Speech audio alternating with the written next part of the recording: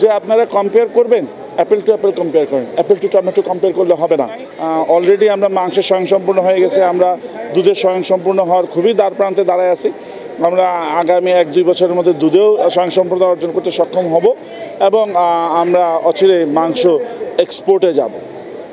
যেখান থেকে আপনি মাংস বাইরে রপ্তানি করার স্বপ্ন দেখছেন, ঠিক সেই সময় আসলে মাংসের বাজার নিয়ে একটা মিশ্র প্রতিক্রিয়া। দামের ব্যাপারটা যেটা বললেন, আসলে এই জায়গায় আসলে মাংস হলেই তো হবে না, মাংসের কোয়ালিটিও দেখতে হবে।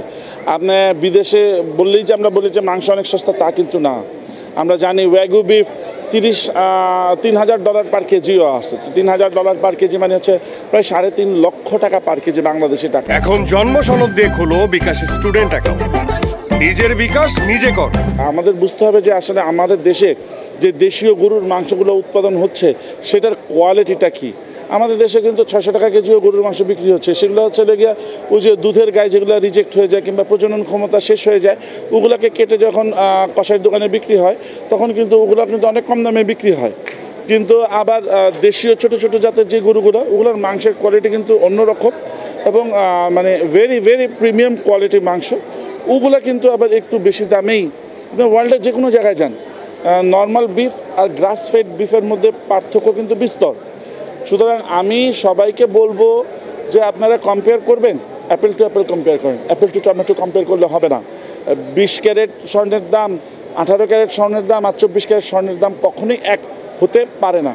ইন্ডিয়ার থেকে আসে হিমায়িত মহিষের মাংস, যার কোনো হালাল সার্টিফিকেশন নাই, তো সেটা আমরা কিভাবে আসলে আমাদের দেশে আমদানি করার পারমিশন দেব?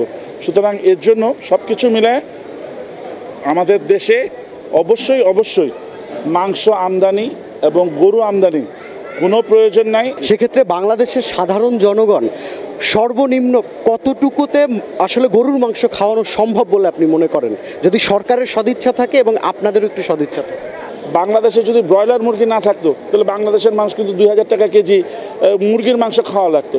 তো এই যে হাইব্রিড একটা জাত, আমার কথা হচ্ছে গিয়া কম দামেরও ডিমান্ড আছে সবচেয়ে বেশি বাংলাদেশে, যেহেতু আমাদের বাংলাদেশে বেশিরভাগই মানুষ লোয়ার মিডল ক্লাস, সুতরাং তারা একটু কম দামে সাশ্রয়ী মূল্যেই খেতে চায়। আবার এখনও তো দেশি মুরগিও চলে, 600 টাকা কেজি 700 টাকা কেজিও তো দেশি মুরগিও চলতেছে। সুতরাং যারা বেশি দামে ভালো জিনিস খাইতে চাবে তারা 800-900 টাকা দিয়ে খাবে। আর ওই হাইব্রিড যেই গরুগুলো আসবে সেগুলো ব্রয়লারের মতন কম দামে বিক্রি হবে, 450 টাকা 400 টাকা বিক্রি হবে। তখন নিম্ন আয়ের মানুষরা ওটা স্বাচ্ছন্দ্যে গ্রহণ করবে। তাদেরও তো একটা ইচ্ছা আছে, আকাঙ্ক্ষা আছে, তাদেরও পুষ্টির দরকার আছে, তাদের পুষ্টির চাহিদাটা মিট হবে। আপনারা কি কোনো উদ্যোগ নেবেন এই যে নিম্ন শ্রেণীর মানুষের মাংসের চাহিদা পূরণের জন্য? এক কথা একটু। আমরা অবশ্যই চাই যে আমরা 400 টাকার মধ্যে মাংস বিক্রি করতে।